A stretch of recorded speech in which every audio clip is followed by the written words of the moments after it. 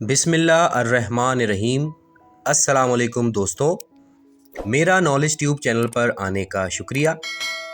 اس video میں ہم آپ کو بتائیں گے رسول پاک کی حدیث جو کہ نماز باجماعت میں سستی کرنے والوں کے لیے ہے کہ ان کے لیے 12 سزائیں کون سی ہیں۔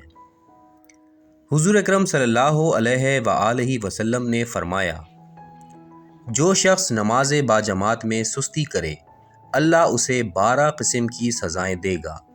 3 سزائیں دنیا میں ملیں گی، 3 قبر میں، 3 موت کے وقت اور 3 سزائیں قیامت کے دن ملیں گی۔ دنیاوی سزائیں: اللہ اس کی کمائی سے برکت ہٹا لے گا، اس کے چہرے سے صالحین کی علامت دور ہو جائے گی، مومنین کے دلوں میں وہ مبغوض قرار پائے گا۔ وقت نزا کی سزائیں: موت کے وقت پیاسا ہو کر مرے گا، بھوکا ہو کر مرے گا، سخت خوف و ہراس میں مبتلا ہو کر مرے گا۔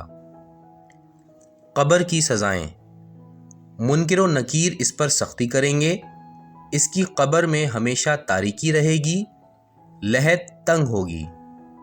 قیامت کی سزائیں: حساب کی سختی، اللہ کی ناراضگی اور دوزخ کا عذاب ہوگا۔ اللہ ہم سب کو نماز پڑھنے کی توفیق دے جماعت کے ساتھ۔ دوستو، اس ویڈیو سے اگر کوئی سبق حاصل ہو رہا ہے تو ویڈیو کو لائک ضرور کیجیے گا، شیئر کیجیے گا اپنے فرینڈ سرکل میں، تاکہ آپ کو اسی طرح سبق آموز اور معلوماتی ویڈیوز ملتی رہیں۔ بہت شکریہ، اللہ حافظ۔